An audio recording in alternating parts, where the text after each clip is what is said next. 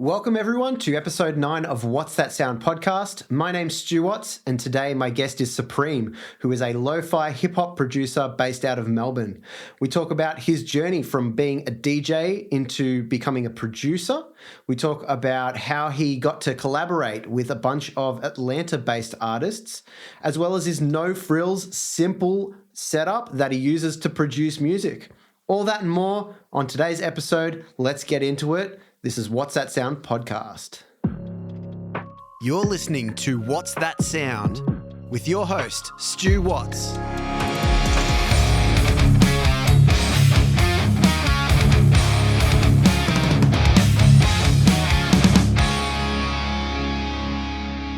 What's going on? Welcome back to another episode of What's That Sound podcast. My name's Stu Watts. I'm here with Sirpreme. Welcome. Oh, thank you very much for having me. Thanks for joining me. Appreciate it. Tell us about who you are and what you do, man. All right. No, I started off as a DJ, producer now. So I stepped away from DJing probably, 3-4 years ago. Yep. But yeah, like day-to-day life, I'm a dad. Yep. I've got a son who's just about to turn 1 on Father's Day. Unreal. And I'm a foreman for a concreting company. Yep. So yeah, pretty busy. Yeah. Obviously juggling work and dad life, and then Yes. also trying to be a producer at the same time. Yep. No, I feel that. But yeah, my little boy just turned 1 not long ago. Yeah, so man, I've seen that. And it's unreal. Like, it's an unreal feeling becoming a father, and yeah, absolutely. I wouldn't change it for the world, but obviously your priorities change. So 100%. adjusting to that's been nuts. Yeah. Because all of a sudden you're not the priority. Yeah. And you can't just go, I'm going to make something and sit in the studio for Yep. 3-4 hours, 5 hours. It's like, I'm going to make a bottle for him. Yeah. And so getting used to that's, but I'm lucky my wife's an angel, and she allows me to do music when I need to or where I feel the inspiration to. But yeah, as for me, man, that's pretty much me. I just nice. work and Yep.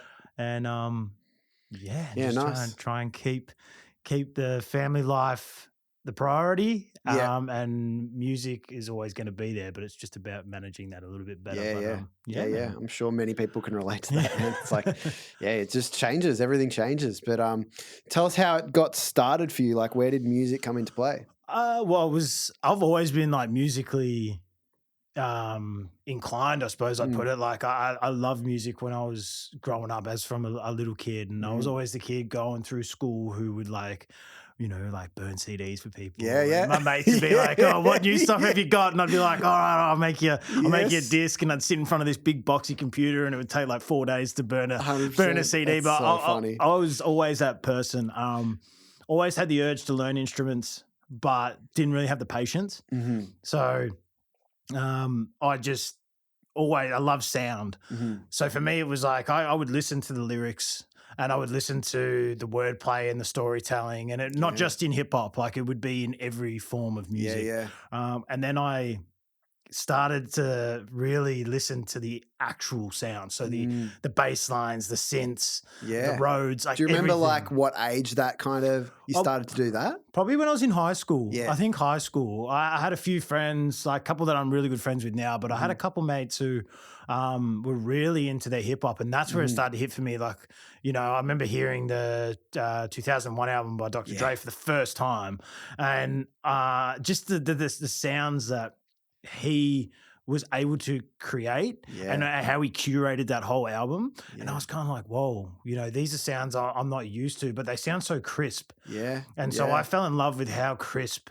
you could make music. Like vocals, I mean, I'm not a mastering guy, but like vocals are always sound crisp if they're done right, obviously. They always sound relatively crisp. But to be able to make a sound like that, and I find not say just that album, also like bands like Metallica, like when you hear a Metallica song, like you can hear the drummer smashing them drums. I can close my eyes and picture him smashing them drums, Yeah, for sure. So I fell in love with that. And then I fiddled around with what's it called? Fruity Loops. Yeah. Fiddled around with Fruity Loops. I had a cracked version. So I was like, I didn't want to pay we've all been there. didn't want to pay the full amount. So I only had limited access to a few things. But I messed around with it for a little while, and then I got into DJing. Cool. And that would have been about 18. I got my first decks for my 18th birthday. Yeah. Nothing flash, but sort of looking back now, that's this time. That was the moment that turned. Right. It was like it turned my inkling for like I love music into I want to be in music. I want to be music. So I just started from there, man. I taught myself. Yeah. And just then party DJing? Yeah, or? like a mate and I remember my first ever gig was doing a wedding for a mate's brother.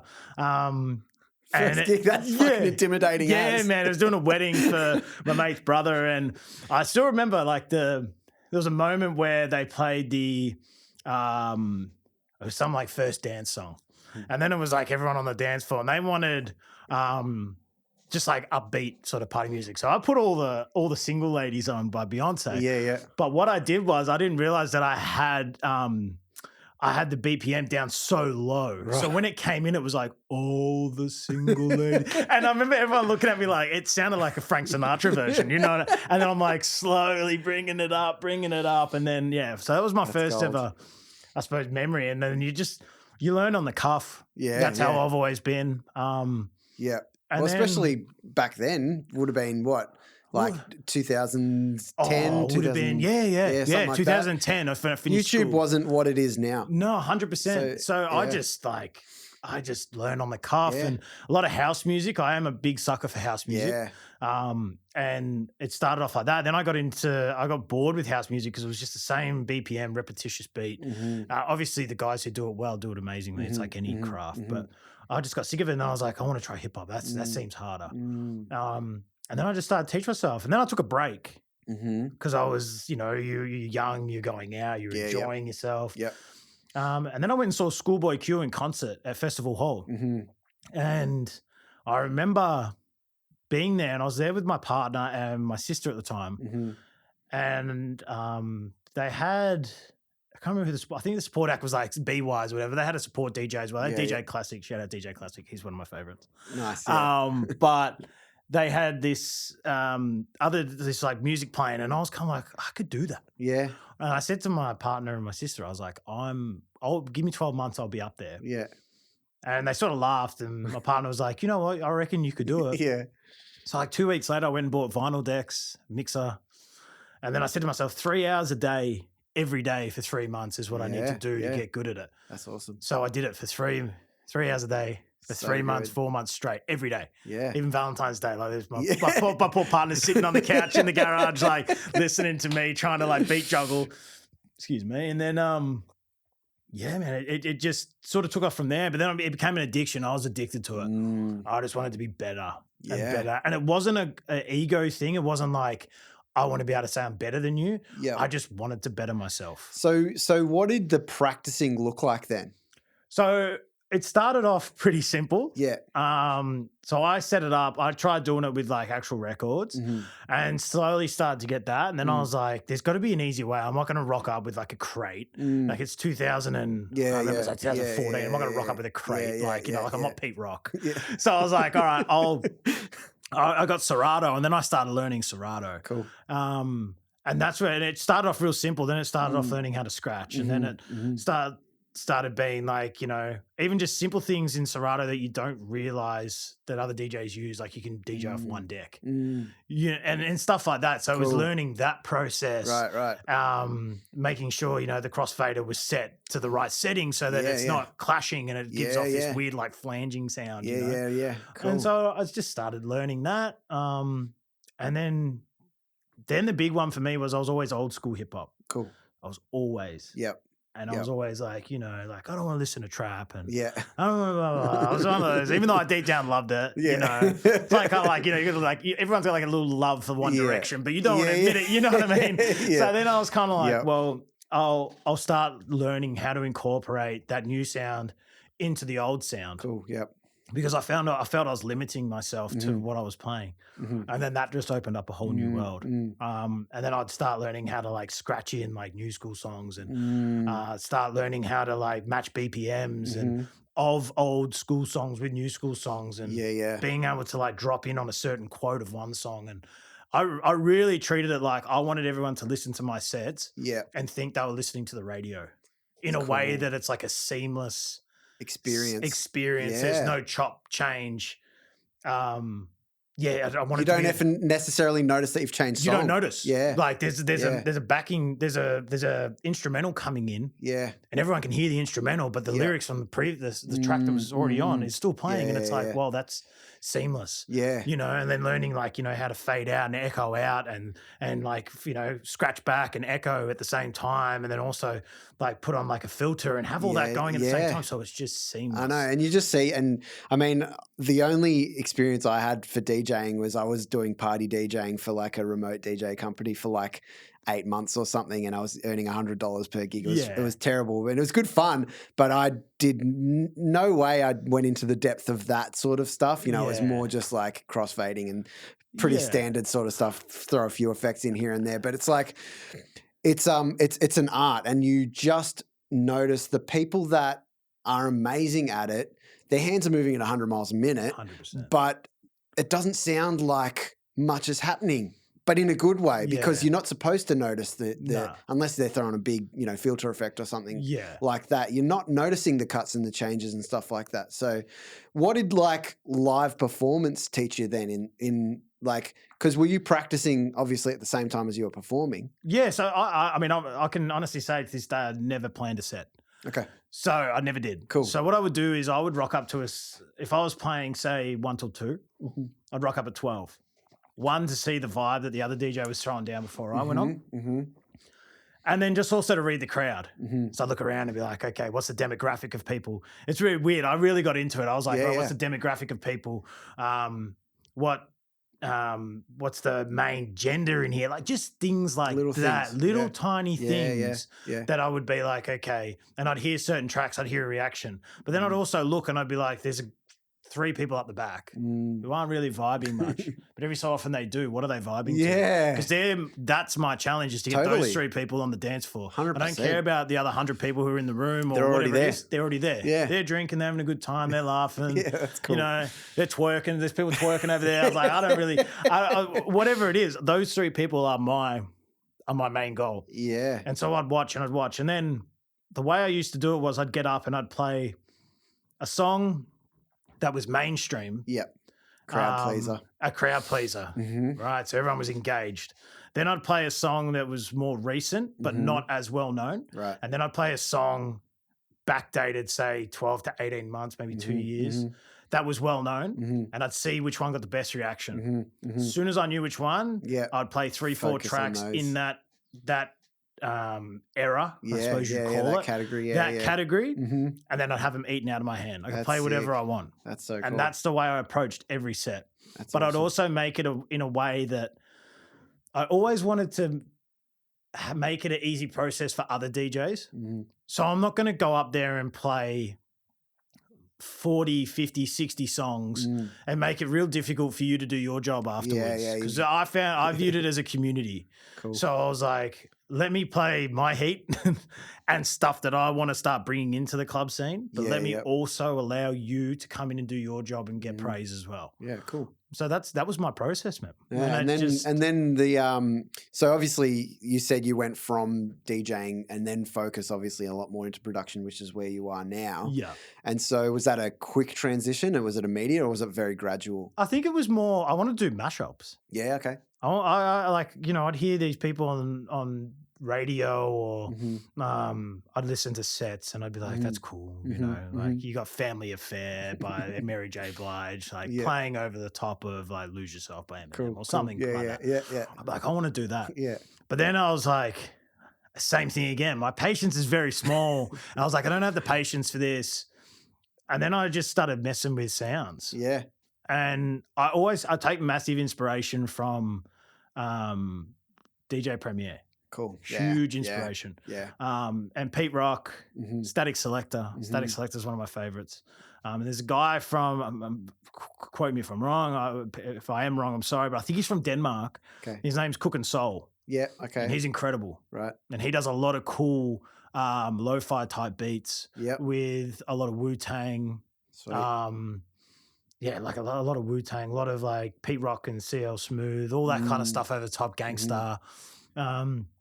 So I got really into him, and then I just sort of found that I was enjoying his music. So I try to recreate certain songs that he was doing. Right. Not trying to steal his, I'm not trying to jump on his bandwagon. I just was like, that's a gauge for me. Yeah, that's a good gauge. If I can recreate something that sounds similar or the same, then that's how I will get better. Yeah. You know, it's like playing footy. If you watch someone kick and they're a tremendous goal kicker, you got to study it. You study where their hands are, study how their follow through, their arc. You follow, you watch everything.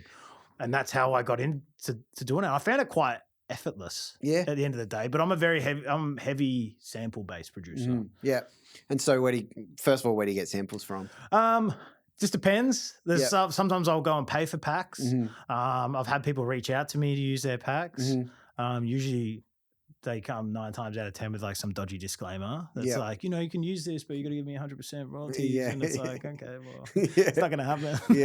You know, like I understand that's your work. I'm going to use other samples. But a lot of my stuff, I from every now and then I use TrackLib. I do love TrackLib, Splice. I think Splice for me is like, I don't know. I think it's just changed a lot for producers, right? Because you can be a really good producer, and maybe just use like one sample off there, but you can also be like a real mediocre producer. And you can make a full. I mean, there's anything that you could possibly want on 100%, and you can make a full track. And claim it as yours. And it's like, well, it's not really yours. But I view just stuffed a whole bunch of things together 100%, and called it a song. But the way I look at, and I always have, is producing is, it's like being a painter. So I can give you a paint palette with 60 different colors on it, right? And I can show you a picture of a sunflower and say, paint this. Now, any normal person will try and recreate color for color, line for line, dot for dot that. An artist will look at it and go, that does look sick, but this is how I'm going to do it. And that's how I approach my music. It's like everything that I have in front of me is like a paint palette, and that's my easel. Is it called easel? Yeah. It's like that's my easel, and I'm going to paint something you've never, blank canvas. I'm going to paint something you've never seen. Sometimes you might have to, you have to squint because it's a bit abstract. You're like, how does that work? But at the end of the day, that's me. And that's how I've always approached it. Well, I mean, listening to your tunes, and you've got it tattooed on your leg, it's rooted in soul music, right? Like there's a lot of like soulful sounds. There's a lot of piano. There's a lot of like, you know, like clean guitars and, you know, chorusy sort of vibey sort of stuff. Where did that come into it? Because that's not necessarily, I mean, old school hip hop has a lot of that sort of stuff in it. Is that kind of where the foundation for that I think sort of so. thing I think it's just like whatever warms me, I just make. Cool. So I don't really, there's no method to my madness. There's no like, I start with the drums and then I find, I might find a bass line or make a bass line and be like, yeah, that's a good starting point. Let's work off that. Or other times it could be something like I hear a certain hi-hat and I'm like, that's kind of okay, cool. that's kind of cool. Let's find a kick. And and then I just start making it like there's no real method to it. I wish part of me was a bit more regimented in the way that I'm like, I sit here, but like there's times where I'm really committed to making something and I make nothing. So then how do you know like when you're on the right track, does it just feel right and you just keep going with it? Usually I'll hear it and I'll be like, phew. I have like this thing where I'm just like, okay. There's a factor there. Yeah, it just hits me. Yeah. And I've always lived by my own rule of make music for your own ears and you'll attract the right ears.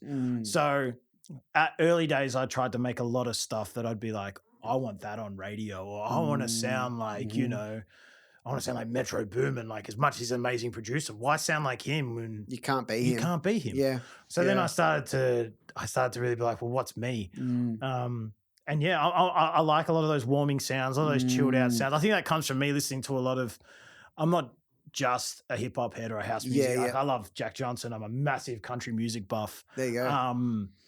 I'll still listen to like Frankie Valli and I'll still listen to Frank Sinatra and I was driving here listening to Frank Sinatra. So for me, it's all music that's got feeling.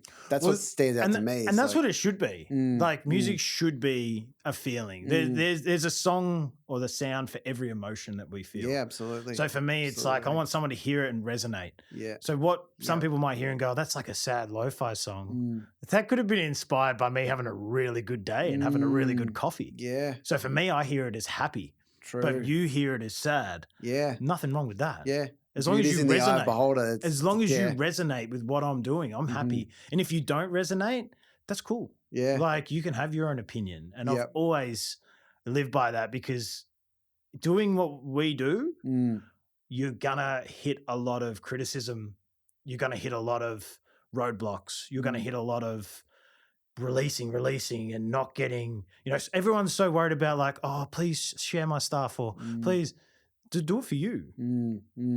I will help friends out 100%. But at the end of the day, do it for you. Don't do it so that like 100 people will share your stuff. And don't get on there and get disheartened if like you're not on 50 Instagram stories or playlists or anything like that. Yeah. Because it's all a process. Well, I think at the end of the day, everyone starts music or any creative thing because it's something that they love and they want to express themselves. 100%. So that doesn't equal getting followers. No, it doesn't. That equation it's not an equation. It's like two separate things.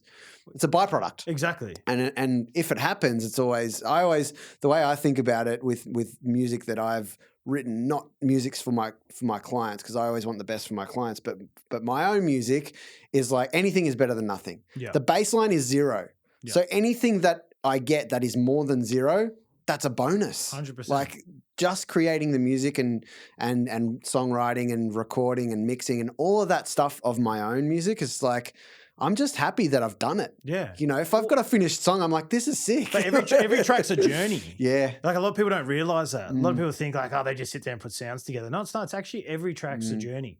You can hear songs and be like, man, I was having a terrible day that day. Like I was having a shocking day, but I still managed to make that. Yeah. It's not my best work, but I still managed to make that. You put your feelings into that. So people, like I said, get lost. But I think as creatives, we need to take a look at sometimes and realize that it's all a journey. Yeah. Whether you get 100 million streams or you get one stream, it's all a journey. Yeah. Like take that pride into your work. It's all learning as well. 100%. And every time you do something, you do it differently. And so I think just having that, I think a lot of people just put these unnecessary expectations on what something like results. Yeah. The result of me doing this has to lead to this. Yeah. And so when you have a high expectation or an unrealistic expectation that is really difficult to meet it, you're always going to be disappointed. So it's like set the bar a little bit lower, have lower expectations of, results, still work hard and try and achieve those results, set yourself plans, all those sorts of things. Yeah. But it's like at the end of the day, everything's a bonus. So yeah, you're right. I love that, man. And you do a lot of collaboration with different artists. Do you collaborate with producers at all, or not really? Okay. It's something I've got a project that I have got in the works at the moment. It's taken a little while to start coming to fruition. Just with everything, life gets crazy. But I have had some demo tracks sent through by incredible MCs and rappers and singers. So hopefully that'll be out sometime this year, or if not, it'll be started next year. Yep. But it's the first time I've got a beat on there that I actually made with a friend of mine who's a producer. Cool. Seed Studios. Cool. He calls himself Seeds. He's an incredible creative. Yeah. A terrific photographer. Someone who's been there through the whole journey. Sweet. And now I've got a kid, it's a bit harder, but we would link all the time and we would work on stuff. And I think he sort of came to me as a bit of like a mentor to help him with it. And at the end of the day, I've probably learned a lot more from him than I've learned from myself in the journey. Cool. And that's what I find the beauty in it. But we did make this beat and we sent it off to Dope Diana and Jay Alston in the States, in Atlanta, who I've worked with before. Yep. And Dope Diana jumped on it straight away and she sent back a rough demo and it's beautiful. Yeah. So it's the first time I am sort of collaborating with another producer. It's not just because it's my friend either. Like I'm open to working with a lot of people, but I've had people in the past send me stuff and it's like, like a hard trap beat. And it's difficult. I mean, like everyone's got their own, influences, tastes, whatever it might be. But when you're kind of different in a sense of like you said, you're not creating the music to be that's not the reason why you're doing it. So it's like, and a lot of producers have that as their reason for creating music is to get famous, get on playlists, get this, get that. And so they tend to create more of the populist style of music, whereas like yours isn't. So it's like it's not going to be that. Yeah, it's going to be harder to collaborate. Yeah, 100%. And I'm very I'm hard on myself, and that's something I've had to teach myself is not be so hard on yourself and your craft and what you do. But I don't want to be hard on other people either because they're putting effort in. Yeah, yeah. So for me, I'll create with anyone, but there has to be a relationship there first. So in the past, me being me and wanting everyone to grow, like if I eat, everyone eats. That's that's my mentality. Yeah, but if I've hit up people before and been like, I'd love to, send you some beats or whatever. And I know they're making a living or they're trying to, and it's like, yeah, cool. And these I'm not talking international artists. I'm talking like local artists. And then they'll hit me back and be like, yeah, man, I like this beat. I like this. Or yeah, I really like this song. But it's going to cost you $500 for a feature. I'm like, well, you know what? Like there's no relationship there. Yeah, like we don't have, like, it needs to be transparent. We don't have a connection. I know what you're going to do. You're going to sit there and you're just going to go in your book and find an old hook or an old verse and you're going to use it. That's cool. It might work for other people, but I want a connection there. I want to be able to hit you up and be like, hey, like I'm loving what you're dropping together. I love what you're dropping. I love your latest release. And you'll find that a lot of my collaborations are all with the same artist because I have we're tight knit. Yeah. We might not hang out all the time, but we're tight knit. Yeah. Well, talk us through that. How did you, especially the Atlanta-based artists, how did that come about? Like, and how did you grow those relationships? So what happened was I was playing a gig in the city called the Get Down. So it was like it was sort of like a showcase for local artists. And anyway, I was doing it with my friend Hennessy. So him and I were doing a set, and the guy who was running it said to me, do you mind DJing part of the night? And I was like, no dramas at all. Can you play a set before? No, sorry. Can you play Hennessy set and then play like an hour after? I was like, 100%, man. I love that stuff. So I did. And anyway, heaps of people were there. My mate was there, the one I'm doing the track with, the producer. He's taking photos. And there was this girl in the crowd, and she said to my mate, she's like, oh, who's that DJ? And he's like, oh, that's like my best mate. And got chatting. Anyway, she came to me and she's like, look, I'm from Atlanta. And one of the guys that I'm mates with owns a clothing label, Wild Things. And he's been in like Hype Magazine and all this kind of stuff. And we're doing a showcase in Atlanta. We'd really, really like for you to come and DJ that. So I was like, okay. And I'm like, well, I like kind of need to process this because I do work full time. So I sort of took it away, and this is where it comes back to like my partner being so supportive. Is we were actually meant to go to Vietnam that year together. We'd been planning and everything, and then I said to her, I was like, if I don't take this opportunity, I'm gonna regret it. I'll never know what. But I can go to Vietnam with you because I knew I was gonna marry her. So I was like, we'll go to Vietnam sometime. You know what I mean? But I was like, if I don't take this opportunity, it's gonna eat at me. And I'm not a very big regrets person, but I would have regretted it. And so I just bit the bullet and I went. And then so this guy Jerron, who does make Wild Things, unbelievable creative, awesome clothing label. He's originally from Kentucky, but now he lives in it. Well, I think he's still in Atlanta, but yeah. And then Jazz was the girl, and who I met, and she's actually a professional basketball coach. There you go. So she's very charismatic. And anyway, I ended up flying to Atlanta and staying with them. And she was very close with Dope Diana, Duka, and Jay Alston, which is they've got their own little crew called Free Air, Free Water. And before I went over, she said, have you got any beats you can send through? So I sent this one beat, Chico, to Jay Alston, thinking nothing of it. When I got there, we went into the studio together and he'd already like cut the track and played it for me. And I've got old footage somewhere on my phone, and I was just like blown away because it was the first time I'd had an MC or an artist on my beats. Track. Yeah, awesome. So then I was like, and then we all got along really well. Yeah, Every day we were doing stuff together. Making music, doing like, having drinks, going to go shopping. And that's how it sort of grew. And they'd come to gigs that I was playing. I was fortunate enough to go to Bass Recording Studios in Atlanta, which is owned by KY. And he's 2 Chainz' main sound engineer, Lil Wayne's main sound engineer. And That's unreal. it all just came from there. Yeah, yeah. And I was just lucky enough to be able to make the connection with them. Yeah, yeah. And then obviously, Jay Alston and I made a project, Manifest. And slowly then when I released Soulstice, I got them all on it. And then now Duka and I are making a track together. Yep. But we're very like, that's what I mean when it comes back to relationships. Yeah. We're on other sides of the world, but we're always checking in on each other. Yeah, yeah. And that's what I value. That's so good, man.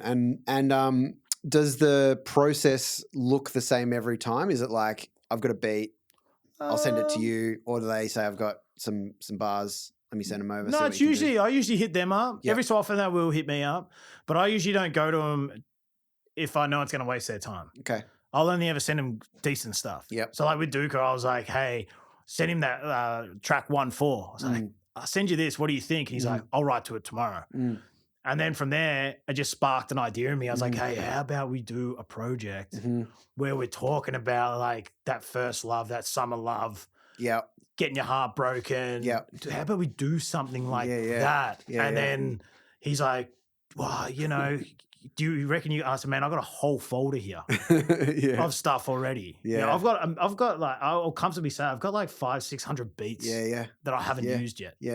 They're just sitting there. And so I was like, let's do it. And that's usually how it works. Jay Alston's the same. I can send him stuff, bang. And Duka and like Jay Alston's a bit different. He's a lot more chilled in the way he does it. So is Dope Diana. She's very chilled. And I value that. People got lives. I'm not going to hassle you, but I will check in from time to time. Duka's just a workhorse, man. Like he's just punching track out, track out. Yeah, sick.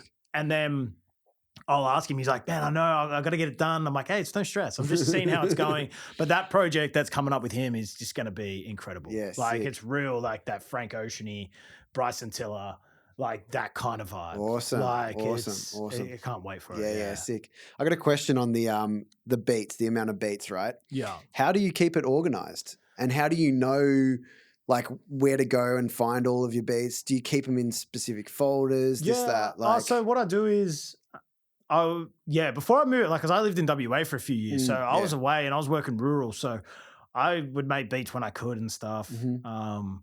But what I did prior to that was I was very regimented, so I always label them, always give them a name that I resonate with the beat, then the BPM, and then I used to also put the key in there. So I'd be like, you know, I don't know, what's that sound? 90 BPM, C major. And I'd have them, and then I'd put them into months. Cool. So then I could almost think back and be like, oh, okay, I remember like June I made this beat. Yeah, that's cool. And so I started doing that. Then what I did was like I went on and I updated my iCloud. So I got Dropbox and iCloud. And that's for on the go. So every time I make something on my laptop, I email it straight away from my email address to my email address. Save it on my phone, put it in a folder. But then I found that it was getting too hard to remember stuff, and I'd have certain artists hit me up. And so as soon as an artist hits me up, I make a folder for them on Dropbox with their name and the date or the year. And then I'll go through my beats. And I've got like a lo-fi pack, R&B pack, trap pack. Then I've got like a random pack. So there'll be ones that are like kind of poppy. Ones that might have like techno samples in it, like just things that I might be like, well, they might like it. And that's how I filter through. But it's always got the minimum requirement when I'm doing or bouncing a project. It always has to have the name and the BPM. Because I want an artist, I don't want to waste their time. I want to look and go 81, boom, bang. It's crucial. I know what it is straight away. Yeah, the amount of times that I have come into a session with a rapper and they give me the beat and there's none of that information on there, and it just is such a pain in the ass to. And it's like, it's just not something that some people think about, but it's really, really important just to speed up the workflow 100%. And get into it. It's like there's nothing worse than trying to sit there and figure it out when it could be done all in advance. It's professionalism. That's 100%. That's how I view it. Like, absolutely. You can be as chilled as you want. Take your time. I don't care. But be professional. Well, I think the important thing for me as an engineer producer is the delivery of things, and the way I look at it is, how can I do something that people don't expect? How can I give someone an experience that is seamless, that is like easy to navigate, that they don't have to ask questions, and also that they're just like, I didn't expect it to look like that, because then you stick in people's mind, and they go, if I don't get that experience with other people, Yeah. they're more likely to come back. And 100%. 100%. Yeah. And it is. We're all, as much as it is a hobby or it's a it's like a pastime or whatever. At the end of the day, we it's still a job. But you never know. That's the thing as well. Like how do you get a phone call and be like, "Hey man, can you roll through the studio, buddy? I don't know, Kid Leroy's here," and you'd be like, "Okay, cool." Imagine rocking up and just having a track that's called like Leroy. And then he's looking at it and it's like, you got to put BPM counter on to work out what it is. And it's what a waste of time. What a waste of time. And you just look like trash. Like 100%. You just don't look like a professional person. 100%. And when people get to a certain level, they don't need to work with people that don't have their shit together. No, don't waste their time. And I've always viewed that. Don't waste anyone's time. Because time's precious. It's one thing we can't get back in our lives. So it might sound petty or it might sound like corny, but it's true. We can't get time back. So when you are utilizing someone else's time, make it worth their time. Whether it's a conversation, whether it's having drinks and having a laugh, always make it worth that person's time because they can't get that back and neither can you. That's huge. I love that. Hey, thanks so much for listening so far. There is plenty more to come, so don't go anywhere. I just wanted to let you know that this podcast is made completely independently by myself with no sponsors. So if you like what you hear and you would like to show your support, you can send a donation to the PayPal link, paypal.me/whatsthatsound. The link is also in the show notes. Thanks so much for your support and let's get back to it. Let's get a bit more nerdy and geeky and let's talk about the actual tools that you use. Yeah, okay. So first of all, software. What do you use? Logic. Yeah. And why is that your go-to? Just because I had a MacBook. Cool. Yep. I'm not really a gadgets kind of guy. Like I'm pretty basic. Like a lot of my stuff is done with just a set of headphones and a MacBook. Yep. I did have an Akai MK2, the mini one with the beat pads and the keyboards. I fiddled with that for a bit, got rid of it. But yeah, like I'm real basic kind of guy. Yeah. I want to be on the go. Yeah. I don't want to have to take a lot of stuff with me. So you're all in the box? All in the box. Yep. That's just me. I got like 3 different sets of headphones, depending which. Cool. Like I'm more a sounds person. Sure. Like if I've got monitors, or I've got what they need to be crisp. Yeah. Even in my car, it just absolutely. I'm very sound. You gotta have it right for the car. Listen, you gotta test it in the car. 100%. You can't know if it sounds good unless you test it in the car. Yeah, 100%. But it's just like I am a very basic person. I wish I was. I do see a lot of people who are like, oh yeah, like I got this synthesizer, I got this and this plug-in, and well, it's just like, that's just not me. Yeah. I don't have the time. Doesn't have to be. That's no, the thing. Yeah, it's whatever you're comfortable with. I think at the end of the day, definitely you'll start to incorporate new things if you realize that they make your life easier. 100%. At the end of the day, that's kind of, you want to be quick at what you do, and every little thing is helpful. But when things cost money and you take time to learn, it's like sometimes it's just not worth putting that time and energy and money into it. I actually just picked up. When was it? Like I was on a waiting list for it and I finally got it.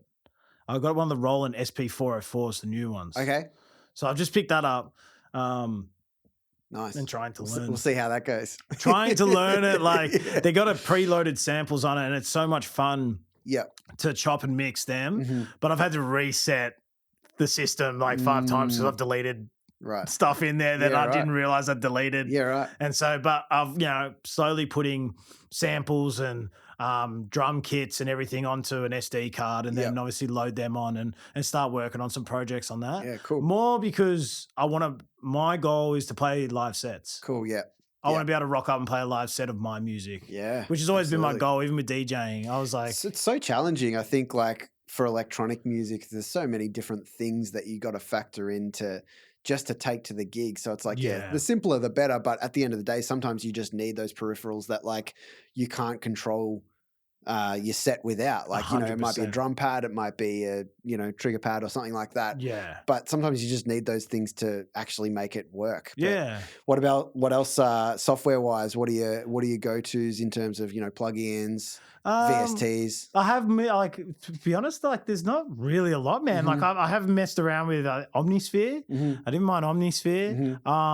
And there is this other program. I'm terrible with this, but there is this other program that I have been using, and I actually found it because it popped up on my Instagram. Yeah. Because they must have been listening through the microphone. But like I can't, damn, I'm lost for it now. But I found it, and it's actually been kind of fun. Like you can just pick a different instrument. Yep. And yeah, you can almost arcade, is it? Arcade? Boom. Yeah. That's the one. It's the best. Yeah. It's so sick. It is so much fun. Yeah. And like, I suppose I love it because I don't play an instrument, but all of a sudden I'm playing instruments. Yeah. So I find that pretty cool. Yeah. But apart from that, man, yeah, I'm just all samples and a lot of drum beats. samples, a lot of like countless hours of listening to things. Yeah. And it's like there's things in my beats that people, I suppose, don't know how long it took me to find that certain thing. Do you like certain sound, or it could just be a vocal sample. It could be something from a movie. Yeah, right. It could be something that you hear and you're like, wow, that's like really funky and upbeat, but it's actually really sad and mellow, and it's taken me like 3 weeks to get it to the point it's at. Other times I could make something in 5-10 minutes. Totally, yeah. So some of my best works happened in like a half an hour span. Yeah. Other times it's stuff that, and when I'm going back to how I label everything, if I don't finish something, I always put a U/F. Okay. So that if I'm ever like, I'm not in the mood to make something, but I want to finish something, I just, filter the U/unfinished, UF, and then they're all there. Beautiful. And then I'll just flick through them. I'll open up like 60 tabs. I'm like, nah, not that one today. Nah, not that one today. Oh yeah, like a house music track. Well, why not? Like pour a scotch and I'll pretend I'm at a festival, like, that's sort of, that's how I've always been like that. Yeah. Like even with DJing, I was never, I envy the DJs like Fred Again. Do you know Fred Again? Yeah. Incredible, man. Yeah. Incredible DJ and producer. He's produced some of the biggest tracks in the world.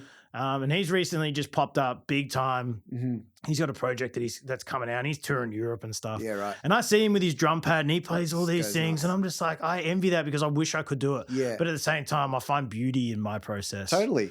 But everyone does everything different. There's no one way to do things. Yeah. And it's like, again, it's like whatever you're comfortable with, whatever works for you, whatever you find easy, and just what gets the sound that you're after. Well, 100%. I mean, I've taken like a massive step back in the last, obviously, 12 months. Now my son's about to turn 1, and I've had a guitar for about 18 months. And all I can put to it is the riff to 9 to 5 by Dolly Parton and like a half-assed go of Smoke on the Water. Yeah. But I do want to learn guitar, acoustic especially. So that's something that I'll probably start picking up and learning. And I'm lucky I'm surrounded by a lot of talented musicians. Like one of my mates, he's a phenomenal guitarist. And like we jam out all the time. We used to write songs when we were younger. Yeah, cool. And, had like these big dreams of, being like the next like Sticky Fingers or next Jack Johnson. And like we were, but he's inspired me with that side of things. So guitar's a big one for me, especially like if I can learn something so simple like Fruit Salad or Hot Potato by the Wiggles and keep the little fella like calm, I'm happy, man. Love it. Yeah, I'm happy. Love it. When it comes to your drum samples, where do you have a set of go-to samples that you've like put together? So there's certain packs that I have found that are my go-tos. Usually I think the majority of them are through Splice. I've found some really cool drum patterns. A few by like Sunny Digital and stuff like that. And I try and incorporate, obviously, like they're new age producers. I try and add them into my old school type of stuff. But sometimes it might just be an actual sitting there listening to a track and finding a drum pattern and then chopping that drum pattern up. Love it. And that's the whole reason I bought the Roland, because you can get right in there, man. Now with the LED screen, you can zoom right in, you can do all that. But like drums are, to be honest, I found drums and bass line the hardest thing with producing. The hardest. Well, if you don't play an instrument, it's like it's a new language. Well, and I think the thing was like you hear beats and you're like, wow, man, that drum pattern's crazy. And then you got to do it and all you can put together is like boom, clap. And it's like, this is useless, man. I can't keep just doing like a boom, clap. I need, and I like, you see the guys who are like finger drumming and stuff. And it's just like, how do you do that? And so some of them are just ridiculous. Ridiculous, man. But that's my love for lo-fi. Because I watch a lot of these lo-fi producers and they can just Yeah, finger yeah. drum and stuff, and you know they got all 10 fingers working at once, and it's like, how are you doing that? It's an instrument at the end of the day. Just because it's 100%. buttons doesn't make it not an instrument. 100%. Yeah. Do you have any sort of workflow things that you've figured out over time that have really helped your process? Yeah, don't push it. Cool. Don't push it. So that's for me. I went through a stage where I was like, I need to release. And it was just like this big weight that you just, you kept adding onto your shoulders to be like, I have to have this much done, and I have to have this many tracks out by winter and then summer. And now I'm very, when I've got the urge, I do it. Yeah. But I go at 110%. So I'm not the type of guy who will be like, I'm going to do half an hour tonight. Yeah. And then an hour next week. It's like, no, I'm going to do 8 hours on Sunday. Yeah. Like, don't no one talk to me. Lock myself in a room. No one talk to me for 8 hours. And like my workflow, when I know I've made something right before it's about to be bounced, I always take a step outside, put my headphones on, and I walk up and down the driveway and I listen to it.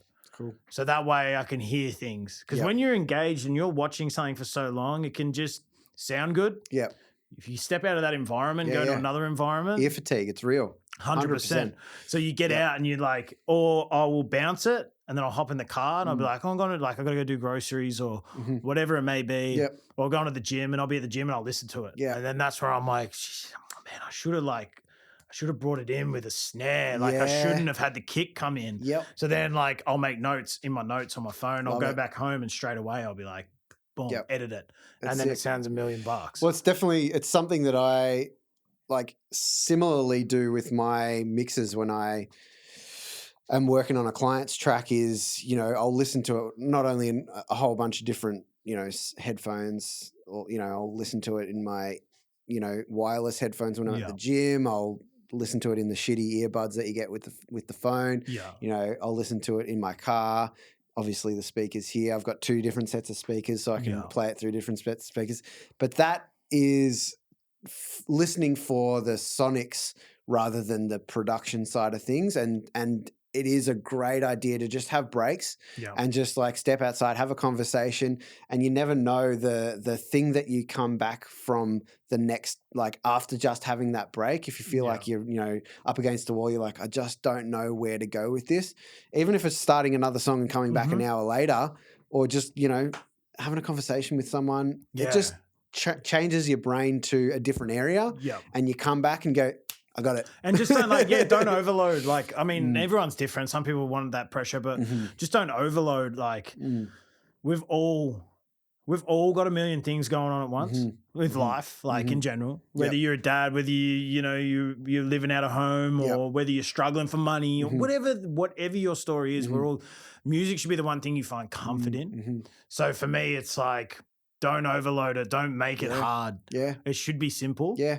And it will be hard. Yep. But you can turn those tough times into simpler times by breaking it down. Set yourself realistic goals. That's what I had to do. I was setting myself stupid goals. I was like, I'm going to have like 150,000 streams in 6 months. And it's like, that's not realistic. Not in your control either. Yeah. But it's not. Like, like especially when you start making music that isn't, that's not a broad spectrum. Like you like lo-fi. A lot of my stuff is lo-fi.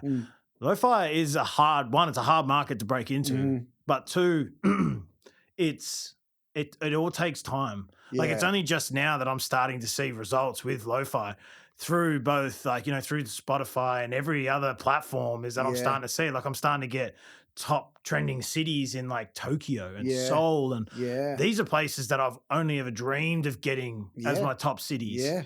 And now, like for me, the pinnacle of lo-fi hip hop is Japan. Yeah, I've always thought that. Yeah, and so for me, it's like to see like Tokyo and Osaka and Seoul and all these places that are like my top stream cities. Yeah, that's when it starts to sort of open my eyes up. Feel right. Yeah, and just like okay, I'm doing something right here. Yeah, yeah. Like I might not be getting 1 million streams a year, but if I'm getting 100,000 streams a year, or 50,000 or 10,000 from the places that I want to be like hitting. Well, I think that's also the beauty of obviously the internet is like, you never would have been able to get that unless you had a label over there, 10, 15 years ago. 100%. And so it's pretty crazy that we can attract that listenership in different countries and stuff like that. It's unreal. I mean, it's even like I feel old. Like I'm 30 now, and like I released a track early in the year, and it had like 5,000 videos made to it on TikTok. And I was like, what do you mean? Like people doing like dances and like, cool. I don't know, man. Sick. Like, that's sick. And then it was only because I'm releasing through a certain label who sort of like approached me, and then it worked out well, and they're starting their own lo-fi label. So I was like, well, I'll release, if you want me to release through, I'll release through. That's no problem. They're awesome. They pitch everything for me. And, if I'm doing like a 2-track release, I'll be like, which one do you want? We think this one's the one. But if you feel, they're really open, and I love it. That's awesome. But yeah, it's just like, and then they hit me up and they're like, hey, do you have TikTok? I'm like, no, like you might want to make one. But I'm a very much like, even me doing this, like having my face on camera, talking. It's I am pretty sociable, but it's also outside of a comfort zone. Yeah, I understand that. But not in a bad way. Like I like it because I feel like sometimes you can undersell yourself as a creative. And I feel like the insights, and you'll deal with this, it's like the insights you have are beneficial to someone. So that's how I I'm like, well, I've got a voice and I'm in a certain scene or it's all experience, man. It's like 100%. I mean, like we all go through things differently. It's like I've said it before. People think that there's one way to do something in music. Like if I do X, it will lead to Y. Yeah, it's just not the case. That every person goes on an individual journey, and you never know what even all the people that you see that have gotten to be performing on fucking the Grammys or something, you know what I mean? It's like they haven't all done the same thing to get to that performance on the Grammys. They've all done it completely differently. And so our individual experiences are something that we should share, because there's just always little bits that we've picked up along the way that we think aren't relevant. Yeah, exactly. That will blow someone's mind. So 100%. And another reason why I'm doing this podcast is because not only am I learning from every single person that I'm talking to, I just know that anyone that listens will be like, I've never even thought of doing it that way. 100%. And it's just the coolest thing. Learning is just the coolest thing. So, and I'm a massive like advocate for stuff like this. Like what you're doing is incredible, because the producer and the engineering community isn't a door open, it's a door ajar. So you kind of see what's going on, but you don't really know. No. Unless you've been in sessions, unless you're doing it yourself, absolutely. 100%. And it sounds terrible. No one really gives a shit about the producer or the engineer. They just want to know the artist. But now the way the world's going, and with social media and the internet and everything that's happening, it's so easy to be everyone wants a narrative. So now people are like, oh, well, where did that beat come from, or who mixed it? And so what you're doing is actually giving a voice to the people who we're the silent achievers. That's how I view it. We are the silent achievers. Don't get me wrong, the artists can make a song. They can also break a song. So without the curation of the sounds that we make to give you that sonic experience, it's really, your lyrics are just a cappellas. Yeah. That's how I view it. And it's not discrediting any artist. I think anyone who does this is incredible. And it's a credit to them, because it is a scary thing to do, put music out there and have your name to it. But what you're doing with this like podcast, and especially for the community, man, like I appreciate it, and I think you're doing a great job, because it is one of those things. And that's how I view it. It's a door ajar. It's not quite open yet. But things like this open that door for people. Well, I just think, I mean, I can only speak on my own experience and my own behalf, is that I just want to learn. I just want to know more, and the things that I've learnt along the way, I want other people to know it too. Yeah. And I have never been closed in any piece of information that I've learned because I've learned it from someone else, 95% of the time. There's rarely a time where I figure something out on myself. Yeah. But it's all just collected. Yeah. It's all collected data. And so Every day's a yeah, school I'm day. s- yeah. Every day's a school day. 100%, 100%. That's what it is. Yep. It's just that's how it has to be. You've got to learn something from someone, whether it's small, whether Yep. it's big or small. Yep. You've got to take something away Yep. from every day. Yep. Well, I appreciate that, man. But let's start to wrap this up. Yep. What I like to do towards the end is to ask for bits of advice that you could share with producers, engineers, as well as artists. Okay. I suppose one thing, and I mean, like, I understand why people do it, but at the same time, I think people shouldn't do it. Mm-hmm. Don't ask for validation on work that you're going to release. Okay. So people put up snippets and they're like, should I drop? Should I not? Fire emoji, trash emoji. Just drop it. Yeah. If you're considering it, just drop it. Cool. Because it might, you worry, you're living in fear of being neglected. You'll be living, don't worry about that.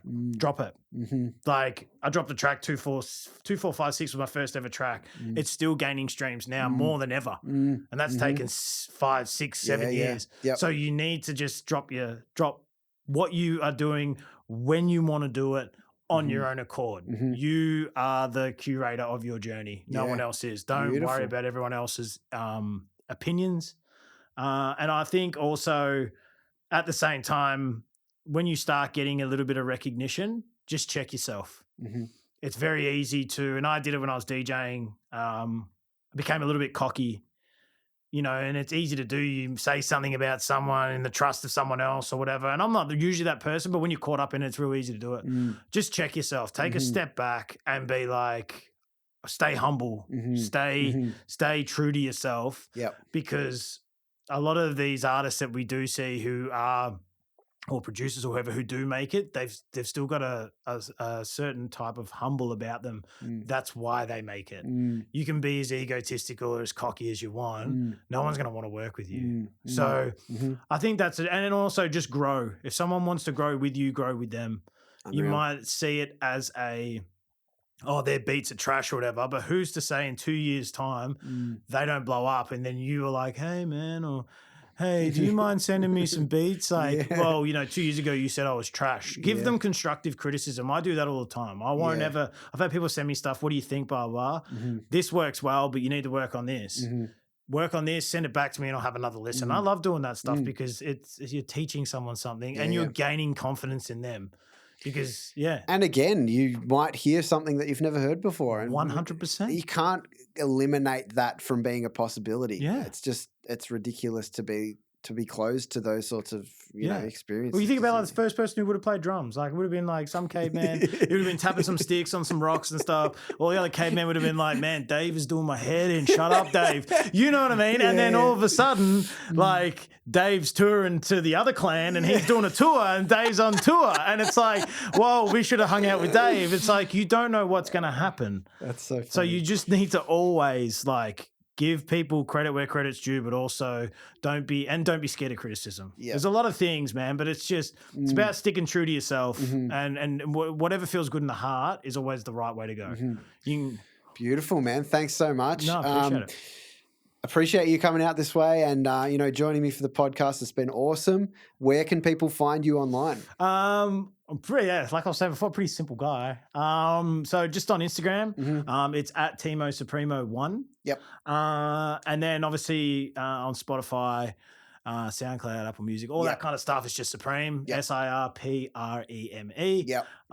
But like if there's any artists who listen or producers or whoever, even engineers who, just want something to do or want to collaborate, like just hit me up. Beautiful. I'm pretty open. I'll always get back to you. I'm not going to be like, ran and left.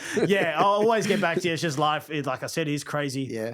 But I'm always open to work. And I think Australia, especially Melbourne, but Australia in general is on the right path at the moment. Yes, absolutely. I second that 100%, man. Well, thanks again. You're a legend. And thank you all for watching and checking us out. If you loved what you've heard, please do us a favor and share it around. It's generic. Everyone says it, but do you know what it does? It just spreads the word and it just gets this information out to more people.